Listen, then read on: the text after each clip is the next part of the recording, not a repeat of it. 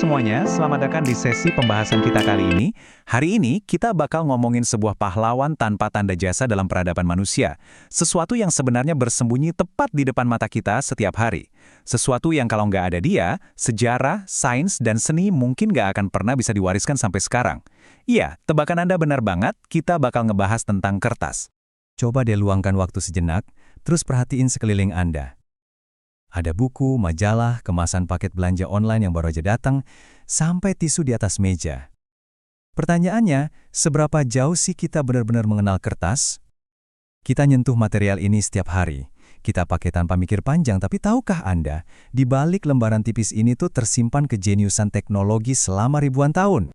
Oke, mari kita langsung selami topiknya. Di pembahasan ini, kita bakal menelusuri awal mula kertas, perjalanan kertas, proses pembuatannya, jenis dan kegunaannya, dampak lingkungan, dan pastinya inovasi masa depan dari kertas itu sendiri. Bagian pertama, awal mula sang kertas. Asal-usul kuno dari material tulis kita. Kalau kita mau paham sejarah kertas, kita tuh harus mundur jauh banget ke belakang, ke peradaban Mesir kuno sekitar tahun 3700 sebelum Masehi. Tapi, ada satu hal penting nih, kita harus bisa bedain antara papirus dan kertas. Dulu, orang Mesir kuno itu menekan batang tanaman papirus jadi lembaran. Nah, dari kata papirus inilah muncul kata paper dalam bahasa Inggris. Tapi secara struktur, papirus dan kertas itu adalah dua penemuan teknologi yang beda banget loh. Papirus itu semacam laminasi serat tanaman alami yang ditekan. Sedangkan kertas sejati yang kita pakai sekarang ini dibuat dari serat selulosa yang struktur alaminya udah dihancurin dan dianyam lagi lewat proses yang namanya maserasi. Karena papirus itu rapuh dan gampang rusak kena lembab, ya akhirnya posisinya digantikan oleh penemuan kertas sejati ini. Lanjut ke bagian 2, perjalanan kertas mengelilingi dunia. Sebuah cerita tentang penyebaran dramatis kertas ke seluruh penjuru bumi. Terus, bagaimana kertas ditemukan dan di mana pertama kali kertas digunakan? Percaya atau tidak, penemuan kertas itu dulunya adalah rahasia negara yang dijaga ketat banget. Kertas sejati pertama kali ditemukan di Tiongkok pada masa dinasti Han oleh seorang pejabat istana bernama Cai Lun sekitar tahun 105 Masehi. Dia meracik campuran kulit kayu, kain, dan jaring ikan.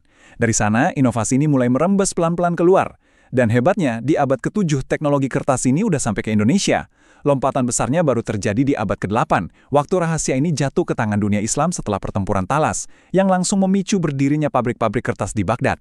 Barulah berabad-abad setelahnya di abad ke-13, material ajaib ini sampai ke Eropa dan memicu lahirnya pabrik kertas bertenaga air.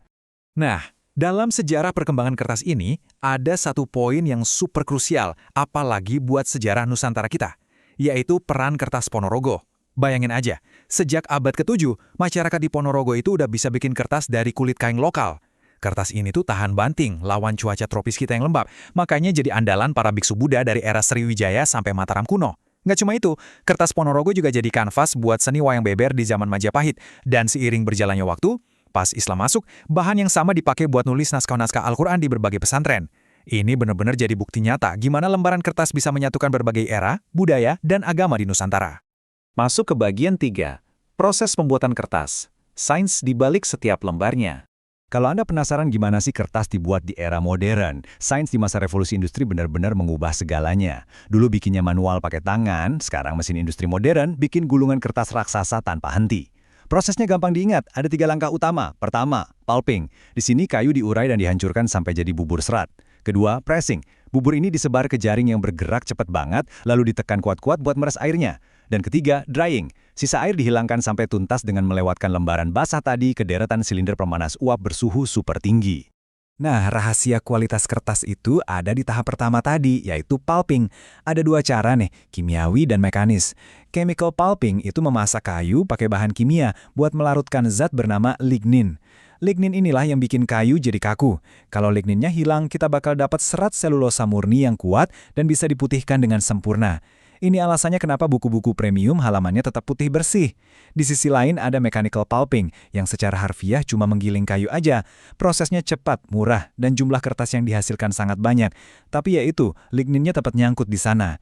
Lignin inilah alasan sains kenapa koran bekas yang Anda taruh di bawah sinar matahari bakal cepat banget berubah jadi kuning dan rapuh. Sekarang kita di bagian 4, beragam jenis dan kegunaannya. Fleksibilitas kertas yang luar biasa. Berkat teknik produksi yang makin canggih, kita dapat jenis-jenis kertas dengan penggunaan yang super beragam. Secara garis besar, kita bisa bagi jadi beberapa kategori.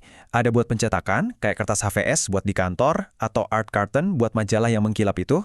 Terus ada kategori khusus, yang rentangnya ekstrim banget. Mulai dari tisu yang dirancang buat gampang hancur, sampai uang kertas yang dirancang super kuat, sampai tahan kalau nggak sengaja masuk mesin cuci. Tapi, bintang utamanya di dekade ini jelas ada di kategori pembungkus. Seiring meledaknya tren belanja online, produksi kardus bergelombang atau corrugated cardboard ini ngalamin lonjakan yang masif banget di seluruh dunia. Kertas bukan cuma buat dibaca lagi, tapi udah jadi penggerak mesin logistik global. Bagian 5. Dampak lingkungan industri kertas. Menghadapi realitas lingkungan yang ada. Kita tentu nggak bisa tutup mata sama dampak lingkungan dari benda yang vital ini. Secara global, konsumsi kertas itu udah meroket sampai 400% dalam 40 tahun terakhir loh. Faktanya, lebih dari sepertiga, tepatnya sekitar 35% dari seluruh pohon yang dipanen di dunia ini secara spesifik cuma dipakai buat industri kertas. Bayangin, itu adalah jumlah biomasa yang luar biasa masif yang dialihkan dari ekosistem hutan kita langsung masuk ke rantai pasokan pabrik setiap tahunnya. Terus, kemana perginya kertas-kertas ini? Sedihnya, sebagian besar berakhir jadi tumpukan sampah. Ambil contoh di Amerika Serikat deh, sampah kertas di sana menyumbang sampai 40% dari total sampah tahunan mereka. Angkanya fantastis, nyentuh 71,6 juta ton. Rata-rata satu orang pekerja kantoran di sana aja bisa mencetak 31 halaman setiap harinya. Skala dari budaya konsumsi sekali pakai ini benar-benar mengejutkan kalau kita pikir-pikir lagi. Angka 1% ini mungkin kelihatan sepele ya pada pandangan pertama, tapi tunggu dulu. Di dalam konteks perhitungan emisi global, angka ini signifikan banget. Industri pulp dan percetakan ini secara kumulatif menyumbang sekitar 1% dari total emisi gas rumah kaca di seluruh dunia. Selain isu emisi dan deforestasi, ada tantangan lain soal bahan kimia. Proses pemutihan klorin konvensional yang biasanya dipakai buat bikin kertas jadi seputih salju itu, ternyata bisa melepaskan produk sampingan berbahaya yang namanya dioksin. Dioksin ini adalah polutan beracun dan karsinogenik alias pemicu kanker. Mereka bisa bertahan lama banget di alam, terakumulasi di jaringan lemak hewan, dan pada akhirnya bisa masuk ke dalam rantai makanan kita. Ini adalah sisi gelap dari industrialisasi yang sekarang lagi jadi fokus utama buat diperbaiki lewat berbagai regulasi global. Terakhir, bagian 6, inovasi masa depan kertas. Upaya mengamankan hari esok yang berkelanjutan.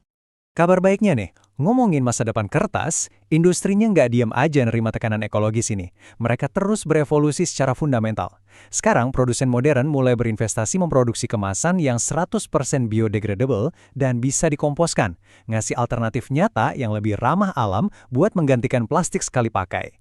Mereka juga terus ningkatin teknik daur ulang dan proses de-inking, yaitu ngapusin tinta dari serat bekas. Yang paling keren, penggunaan satelit canggih sekarang dipakai buat memantau kawasan hutan dari luar angkasa. Ini buat mencegah deforestasi ilegal dan memastikan kalau penanaman kembali hutan dilakukan secara bertanggung jawab. Intinya, industri ini lagi berusaha keras bertransisi menuju sistem yang sirkuler. Jadi sebagai penutup sesi pembahasan kita kali ini, ada satu hal yang pengen saya titip buat direnungkan. Lain kali Anda nyentuh selembar kertas, entah itu kantong kopi Anda, nota belanja, atau kardus paket, apa yang bakal Anda lihat?